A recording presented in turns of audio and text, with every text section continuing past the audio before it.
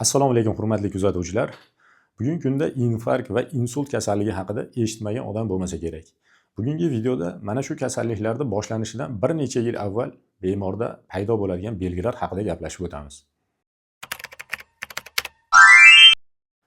Infarkt, insult, qon bosimining ko'tarilishi, semizlik, ikkinchi tip qandli diabet degan kasalliklarda asosiy negizida organizmdagi moddalar almashinuvi buzilishi yotadi. Ya'ni aynan xolesterin almashinuvi buzilishi yotadi. Masalan, eshitamiz falonchi infarkt bo'lib qolibdi yo insult bo'lib qolibdi deb eshitamiz. Go'yoki bu kasallik to'satdan boshlangandek tuyuladi. Lekin aslida bu kasallikka qo'yilgan birinchi qadam bu kasallikdan 10 yil oldin boshlangan bo'ladi. Ya'ni shuncha davr mobaynida, masalan, ba'zilarda 5 yil, ba'zilarda 15 yil bo'lishi mumkin.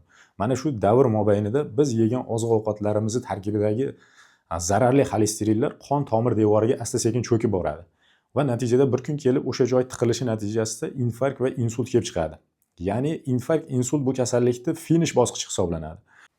Masalan, aytaylik, qon tomirni devori mana sxematik ko'rsatilgan. Mana shu tomirni ichiga cho'kkan mana bu sariq joylar xolesterin hisoblanadi. Mana shu xolesterinning yillar davomida yig'ilishi natijasida bir kun kelib bu joy ko'chib ketadi. Va natijada qon tomirdagi trombotitlar kelib shu yerga yopishib, mana shu shaklda tromb paydo bo'ladi. Mana shu narsa infarkt yoki insult hisoblanadi. Lekin mana bu joyga kelib yig'ilgan xolesterin bu yillar davomida paydo bo'ladi. Bu kasalliklarda aynan yurak qon tomir sistemasi kasalliklarini tarqalishi bo'yicha bizning mintaqalarimiz, ya'ni Markaziy Osiyo mintaqalari dunyoda yetakchi o'rinda turadi. Kasallikni, masalan, infarkt va insultni boshlanmasdan bir 7-8 yil oldin bemorda ba'zi bir belgilar bo'ladi. Shu belgilarga qarab turib qonimiz tarkibidagi xolesterinni aniqlab olsak bo'ladi. Ya'ni ulardan birinchisi, bemorda qulog'ini yumshoq joyi bo'ladi. O'sha joyda qaraganimizda ko'ndalangiga diagonal chiziq paydo bo'ladi. Chuqur agatcha hosil bo'ladi. Mana shu chiziq qondagi xolesterinning miqdorini ko'pligini bildiradi. Buni avtor nomi bilan Frank belgisi deymiz. Lekin bu narsa 70 dan oshgan bemorlar uchun norma hisoblanadi. Chunki u yoshda xolesterin o'zi shunday ham baland bo'ladi. Lekin agar bu belgi sizda 40-45 yoshda boshlanadigan bo'lsa, bu kelajakda infarkt bo'lishning xavfi bor degani. Ya'ni xolesteriniz baland degan belgi hisoblanadi. Keyingi belgimiz ko'zda oq qismida sarg'ish parda hosil bo'ladi. Yoysimon halqa hosil bo'ladi. Ya'ni rangi sariq bo'ladi ochib ko'rganimizda. Mana shu ham xolesterinning ko'pligini bitta belgisi hisoblanadi. Keyingi belgimiz ko'zda ichki burchagida ksantilazma deymiz, ya'ni yog' kiritmalari paydo bo'ladi. Teridan ozgina ko'tarilib turgan bir-biriga qo'shilgan oq dog' paydo bo'ladi. Bu belgi ham xolesterinning ko'pligini bildiradi. Keyingi belgimiz qovoq atrofida, ko'zda pastki qismlarida xuddi ugriga o'xshagan toshmalar paydo bo'ladi. Ya'ni yog' kiritmalari paydo bo'ladi. Buni qisganda chiqmaydi, ko'proq kosmetologlar shug'ullanadi bu bilan. Mana shu belgi meditsinada ksantoma deymiz. Bu ham yog' almashinuvi buzilishi belgisi. Ya'ni xolesterinning qonda ko'pligini bildiradi. Undan keyingi belgisi bemorda orqa tomonini ko'rganimizda, ya'ni qopqog'ining o'rtalarida, sonda, ba'zan qorinda, qo'lda, bilak sohalarida dumaloq danakdan kattaroq yong'oqdek shaklda yumshoq yog' paydo bo'ladi. Yog' bezi kattalashib qoladi. Ya'ni harakatchan, yumshoq, og'ritmaydigan bir hosila aniqlanadi. Buni meditsinada lipoma deymiz. Bu aynan yog' almashinuvi buzilish belgisi, ya'ni xolesterinning ko'pligini belgisi hisoblanadi. Bundan tashqari xolesterinning ko'pligini qaysi a'zoda ko'proq yig'ilganiga qarab, ya'ni qaysi a'zoni qon tomirida ko'p yig'ilganiga qarab turib belgilar beradi.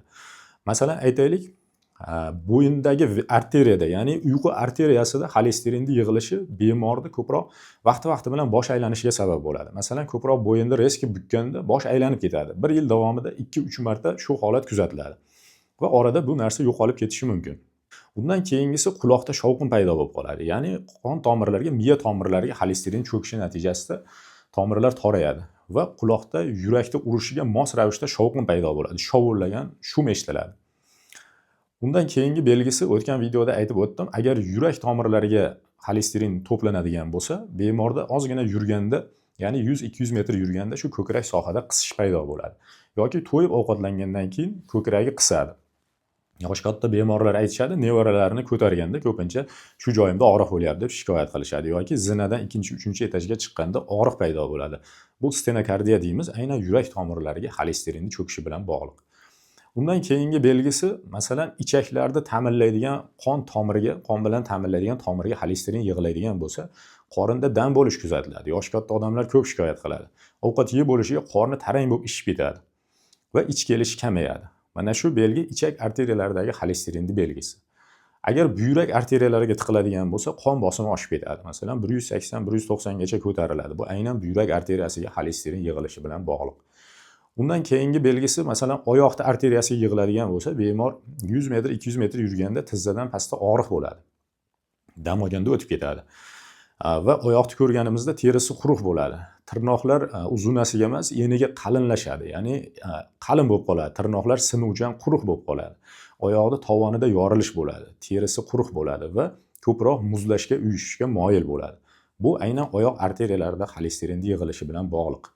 Undan tashqari davleniyani o'lchaganda ham ba'zi bir ma'lumotlarda olsak bo'ladi xolesterin haqida. Masalan, qon bosimini o'lchaganimizda ikkala qo'lda farq katta bo'ladi. Masalan, bitta qo'lda 180 ga 100 bo'lsa, ikkinchi qo'lda 120 ga 80 bo'lishi ham mumkin.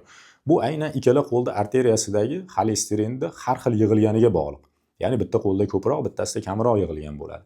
Undan tashqari qon bosimini o'lchaganimizda yuqori tomoni baland, ya'ni 180 bo'lib turib, past bo'lib ketadi. Masalan, 170 ga 80 bo'lishi mumkin. Ya'ni orasidagi puls bosimi deymiz, mana shu narsa ko'tarilib ketadi. Raznisasi katta bo'lib ketadi ikkala bosimda. Bu belgilarda hammasi bitta odamda bo'lmasligi mumkin. Ba'zan bitta ikkita belgisi bo'lishi ham mumkin. Yoki umuman bu belgi bo'lmasdan ham qonda xolesterin ko'tarilishi mumkin. Xolesterinni to'liq aniqlash uchun yashash joyingizda laboratoriyaga borasizda, lipidni spektr degan analiz bor. Bitta tahlil bor, ya'ni lipidni spektr deyiladi nomi. Borib xolesteringa topshiraman deb aytmang, chunki xolesteringa topshiraman desangiz, u umumiy xolesterinni ko'rib beradi laboratoriya. Ya'ni umumiy xolesterinning ichida 5 ta fraksiyasi bor. Ya'ni zararli va foydali xolesterinlar bor. Agar siz umumiy xolesteringa topshirsangiz, uni ichidagi zararli, ya'ni yomon sifatli xolesterin bilan yaxshi xolesterinlarni ajratolmay qolasiz. Misol uchun, umumiy xolesteriniz normada bo'lib turib ham, uni ichida zararli xolesterin baland bo'lishi mumkin. Shuning uchun albatta laboratoriyaga borib, lipidni spektrga analiz topshiraman deysiz va uni javobini yashash joyingizdagi kardiolog shifokorga ko'rsatasiz. Bu shunga qarab turib sizga bir dona tabletka yozib beradi. Uni o'tgan videolarda aytib o'tdim. Kechqurun soat 9 larda shu tabletkani 3 oygacha ichishingiz mumkin. Albatta shifokor ko'rsatmasi bilan, chunki o'zining nojo'ya ta'sirlari ham bor. Va 3 oydan so'ng yana xolesterinlaringizni lipidni spektrda tekshirib qo'ysangiz bo'ladi. Kasallikni davolashda asosan 3 ta yo'li bor. Xolesteriniz baland chiqdi deylik. Tezda dori ichishni boshlamasdan birinchi o'rinda harakatni ko'paytirasiz. Ya'ni har kuni erta bilan turib, och qoringa 40 minut, 45 minut piyoda yurish kerak. Kuni bilan ham ko'proq harakat qilish kerak. Ilojini boricha ko'p harakat qilish kerak. Ikkinchi usuli oziq-ovqatga e'tibor berishingiz kerak. Men xolesterinni tarkibida xolesterin ko'p bo'lgan ovqatlar jadvalini qo'yib qo'yaman. Mana shu taomlarni kamroq iste'mol qilish kerak. Harakat ikkalasini birga olib borish kerak. O'shanda ham agar xolesterin pastlamaydigan bo'lsa, unda albatta dori vositalari bilan tushirishga to'g'ri keladi. Demak, infarkt, insult, davleniya kabi kasalliklarda asosiy sababida biz yegan oziq-ovqatlar tarkibidagi yomon sifatli xolesterinni yillar davomida tomirlarga cho'kishi bo'lyapti. Agar biz mana shuni ma'lum yillar davomida xolesterinni pastlatib yursak, bu kasalliklarda albatta to'liq oldini olishimiz mumkin. Agar sizga video yoqqan bo'lsa, like bosing, kanalga a'zo bo'ling. Agar biror savolingiz bo'lsa, kommentariyaga yozib qo'ying.